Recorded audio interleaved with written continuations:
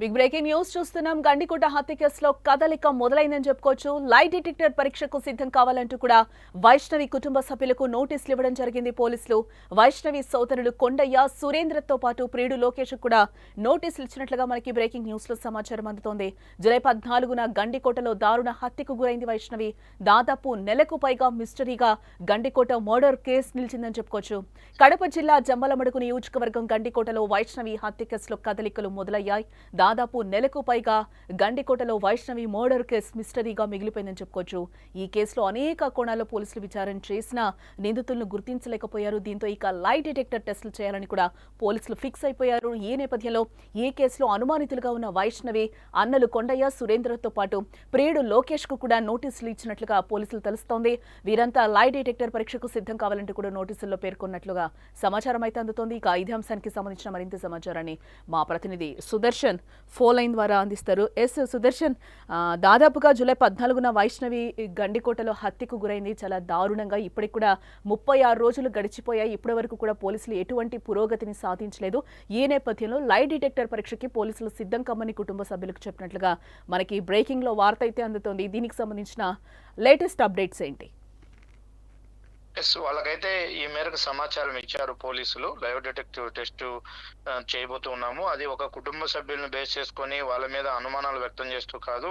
ఆ రోజు గండికోటకు వైష్ణవిని తీసుకెళ్లినటువంటి లోకేష్ ను కూడా లైవ్ డిటెక్టివ్ టెస్ట్ చేయబోతున్నారు. అంటే వీళ్ళు లోకేష్ ను పలు కోణాల్లో పోలీసులు ఇప్పటికే విచారించారు. అయితే విచారించినప్పుడు అతను కూడా కొంత పొంతనలేని సమాధానాలు చెప్పాడు.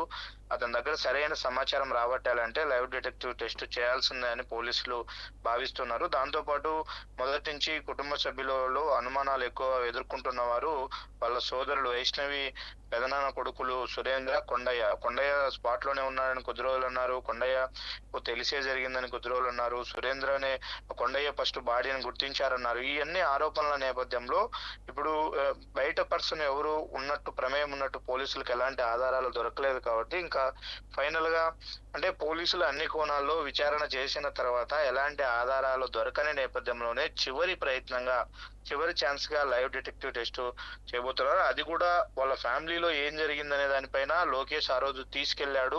వీళ్ళిద్దరు వైష్ణవికి లోకేష్ మధ్య ఎన్ని రోజులుగా ప్రేమాయణం ఉంది, మధ్యలో ఎలాంటి ఇష్యూస్ జరిగాయి, వాళ్ళ పేరెంట్స్ ఏమన్నా మందలించారు, ఇలాంటి విషయాలు తెలిస్తే ఈ కేసులో కొంత క్లూ దొరికే అవకాశం ఉంటుందన్నది పోలీసులు భావిస్తున్నారు. అందుకు సంబంధించి వాళ్ళకు నోటీసులు కూడా జారీ చేసినట్టుగా తెలుస్తుంది. అయితే ఎప్పుడు హాజరవ్వాలి ఏంటి అనే దానిపైన ఇంకా స్పష్టత రాలేదు. కాకపోతే మనం లైవ్ డిటెక్టివ్ టెస్ట్ అంటే ఎక్కువ ఉగ్రవాదులకు సంబంధించినటువంటి చాలా పెద్ద పెద్ద క్రూషియల్ కేసుల్లోనే ఇలాంటి ఆప్షన్ కు పోలీసులు వెళ్తూ ఉంటారు. కాబట్టి ఇలాంటి సాధారణ మర్డర్ కేసుకు సంబంధించి లైవ్ డిటెక్టివ్ టెస్ట్ ను అనుమతిస్తారా లేదా అన్నది చూడాలి. ఎందుకంటే వివేకానంద రెడ్డి లాంటి హత్య కేసులో కూడా లైవ్ డిటెక్టివ్ టెస్ట్ చేయాలంటూ దస్తగిరి పైన అలాగే సునీల్ యాదవ్ పైన చేయాలంటూ కూడా కోర్టులో పిటిషన్ దాఖలు చేసిన పరిస్థితి.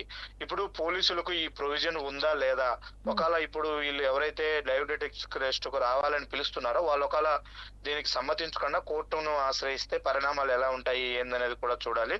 ఆ యాంగిల్లో లీగల్ ఒపీనియన్ కూడా ఇప్పటికే పోలీసులు తీసుకున్నట్టుగా మనకు సమాచారం అందుతుంది. ఎందుకంటే మొదటి నుంచి పేరెంట్స్ సైడ్ నుంచి కానీ బంధువుల సైడ్ నుంచి వాళ్ళు ఒకటే చెప్తున్నారు, మేము ఎలాంటి విచారణకైనా సిద్ధమే, మా పాత్ర ఉన్నట్టు ఏదైనా ఎవిడెన్సెస్ ఒకటైనా చూపించండి, దాన్ని మేము అంగీకరిస్తాము, దానికి మేము సమాధానం చెప్తామనే ధోరణిలో వాళ్ళు వాదిస్తున్నారు. కాబట్టి ఈ రోజు వాళ్ళు ఫ్రీ అండ్ ఫెయిర్ గా ఎంక్వైరీ జరగాలి, తమ బిడ్డకు న్యాయం జరగాలంటే ఖచ్చితంగా ఈ లైవ్ డిటెక్టివ్ టెస్ట్ కు వాళ్ళిద్దరు అన్నలను కూడా ఒప్పించాల్సిన బాధ్యత కుటుంబ సభ్యులపైనే ఉంది.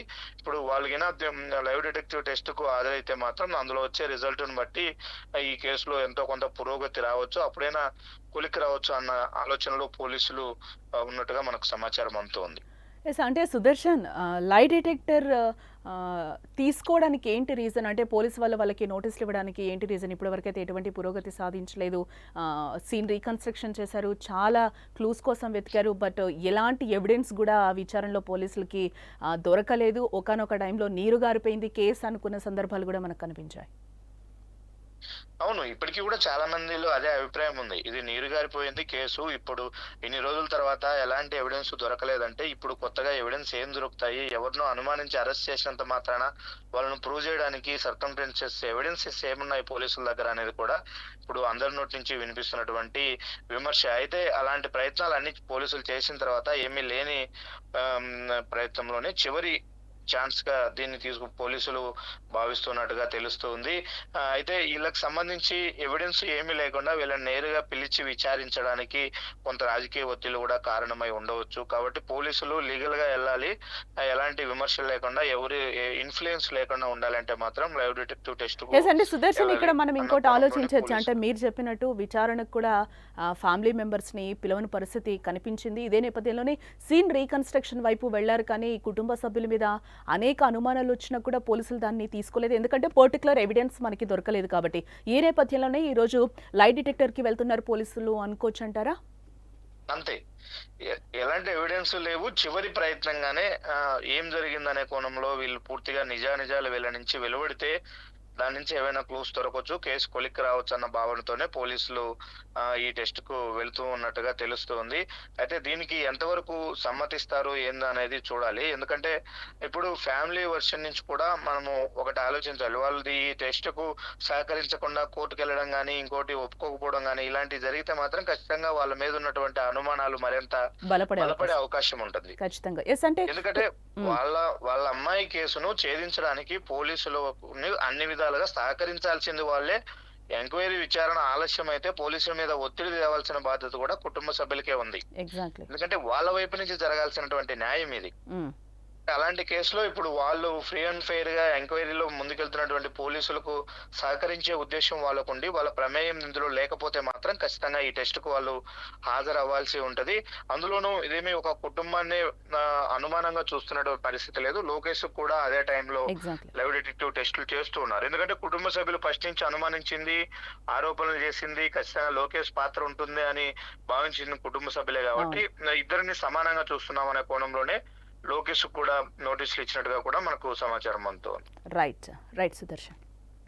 ఎస్, మొత్తంగా మనం చూడొచ్చు అది పరిస్థితి. కుటుంబ సభ్యులకి అలాగే ప్రియుడు లోకేష్ కూడా లై డిటెక్టర్ పరీక్షలకు సిద్ధం కమ్మని కూడా పోలీసులు ఈరోజు ఒక నోటీసులు అయితే ఇవ్వడం జరిగింది. దాదాపు 36 రోజుల తర్వాత గండికోట వైష్ణవి కేసులో అయితే కొంత పురోగతి కనిపిస్తోందని కూడా మనకి కనిపిస్తోంది. వాళ్ళు లై డిటెక్టర్ పరీక్షలకి సిద్ధమవుతారా లేదా అనేది కూడా ఇప్పుడు తేడాల్సిన అంశం.